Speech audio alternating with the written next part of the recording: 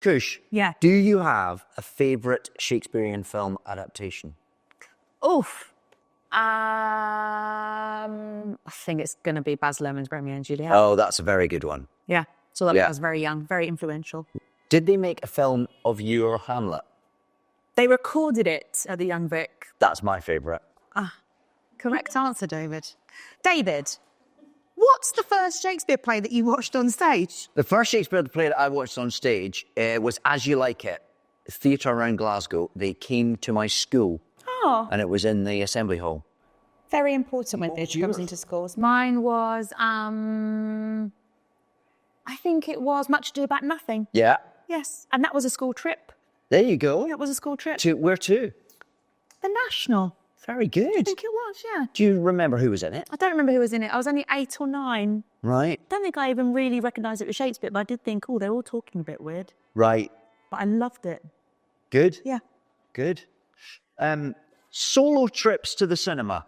Yes or no? Yes. Yeah. I have a 6-year-old. I want some time in the dark by myself. But when you just fall asleep. No, I love it. I get completely immersed. Okay. I do always wonder if people think, is it weird that I'm at the cinema by myself? Yeah. What about you? I used to go a lot when I was young, free and single. I used to go to the cinema a lot on my own. What? Do it. To meet people? No, in the No, not out of desperation. Out of choice. I'd go in the afternoons and sort of see all sorts. Just around the corner, there's a cinema just up the corner from where we're sitting right now. That'll mean a lot to you if you're watching this in Cleveland. And that's where I used to go, Panton Street, Odeon. Oh, lovely. Yeah. That's a cosy one. But a couple of years ago, my wife had taken all the kids to see the last Spider-Man film. Yeah. And I hadn't been able to go. And she said, you're going to love it so much. I'm going to let you have a date by yourself. And she sent me to the cinema on my own in the afternoon. That's how good my wife is. That's a nice wife. Isn't it? She just didn't want to see you for a couple of hours. She is what, rid of me. Yeah. Great film, though. Very good. Do you have, David, a favourite Shakespeare character? Well, right now it's probably Macbeth. I'm quite fickle. I sort of, yeah. He's the best. Yeah. I do tend to like the one I'm most closely associated with at the time. Although Hamlet's hard to beat. It is hard to beat, and it's hard not to like him because you have so much empathy for him. And you sort of explore every corner of his brain, yeah. I like Macbeth the most now I've played him, Lady Macbeth. Right, yeah. I think you're the most likeable I've seen. Thanks, Cush. Yeah, haven't liked the others very much. All Macbeths. Terrible. You're next. Am I? Yeah. Popcorn or chocolate at the cinema? It's popcorn. Is it? Hear me out. Okay. I feel it is crunchy and can annoy people. However, I don't like the idea that you don't know where the chocolate's melting on your fingers in the cinema because it's dark. I know where I'm at with popcorn. I pick it up, I eat it.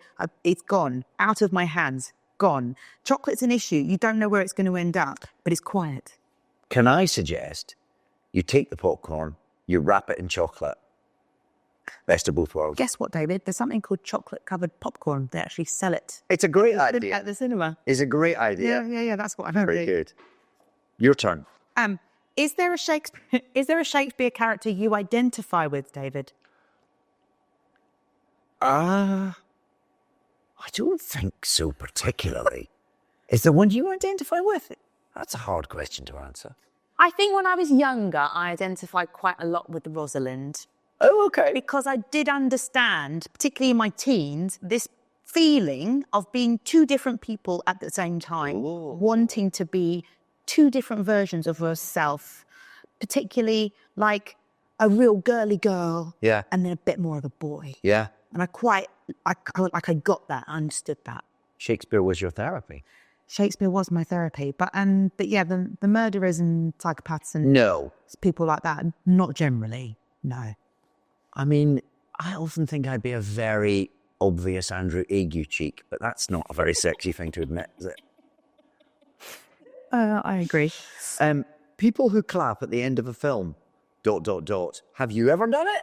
It's slightly accusatory tone to this question, if I'm absolutely honest. I feel judged. I feel very judged. I remember going to being taken to see the original Lion King with all my brothers and sisters and my mum and dad, and we all clapped at the end. Did you? I think that was our first group trip to the cinema, and I had never seen anything so big and wonderful, and I think everyone clapped because they were just thrilled with it. Yeah. I do feel that people should clap when they come to see us in this. Yeah, because it's sort of a hybrid of cinema Yes. and theatre. Yes, and even though we won't be there, we will be feeling it. Feel free to clap. Yes. We're down with that. Across the sea. How about when a plane lands? And sometimes people clap then, don't they? Which I always think is a little bit throwing shade on the pilot. A little bit of thank goodness. It's a bit like, did the basics. Yeah. Took off and landed. Not quite the same. Yeah, it'd be a bit like being clapped for going to the toilet or something, wouldn't it? I would like that. I would appreciate that. I would encourage anyone who encounters me in such a mode. Won't happen. That's not going to happen. How? David. Yes. Oh. Have you done that one? Done that one. Are we done? Done that one. Have we done them all? I've gone through them all. Oh, David, any tips for someone studying Shakespeare for the first time? Watch it.